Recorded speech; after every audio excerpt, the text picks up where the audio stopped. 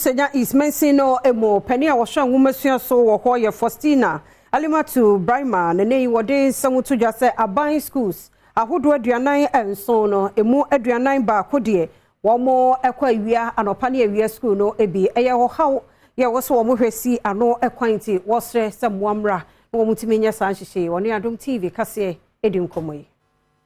Faustina Alimatu Brima Awutu Senya East Municipal Education Director oni amani boni etwetwe nkomo no ene wo kire mu se school se wo mansinim ho no mu nyina no ebi mu kwa no pa na ebi no mu akwa awia nanso ni nyina akire no wono classrooms no etimi boma epe so senti wo de adesrede ato aban ene adwumaku ahodo enhya aban ase enim se wo meboa wo no se de be obetimi asi school dan ni bi aka ho na watwa saa shift system ni mu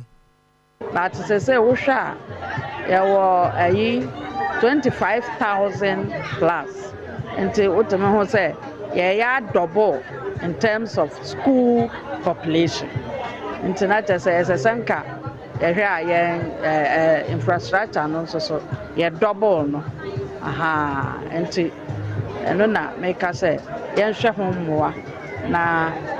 ma enkonanim. Awutu Senya East Mensini Krache Anita Laf Obo Emisa ensu di tuja se aban ebo ne homodin biara se de beya obetumi esi schools dodo na ewo Mensini num se de beya classroom se ho kire no eto ebetwa ne senti manfo emeboa wonom me de no ye chekire nyinti we hu de hia no kwani sori nti nda ne dane biara obesi ozama school funu biara osina brosan da maso na assembly so ye duado da yeri sida na ye ba mo wa akoso amanhen insasa owo ho nkakra ye pede ye DCC school dane bi yezeboa mma mo frama na wodo so no ya chichem no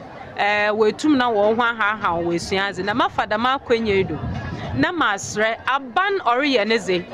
aban na we CCC school so wa ha nyina mesre NGOs wombra na wombobo ahen. Reverend Sister Faustina Gina ene Gina IFPAA Gina naimu eden sembi etudwa ewo se adwumadi no ase. We all know that reading will bring a lot of progress in the teaching and learning, and for that matter our education. So we want to inculcate the spirit of reading, the habit of reading in our Ghanaian children so that it will be easier for them to learn. Once a child can read, the child can understand so many things in terms of the learning in the classroom. So that is our motivation to also help with the Ghana Education Service, the Ministry of Education, in terms of what we have been preaching these days, equity and access to education.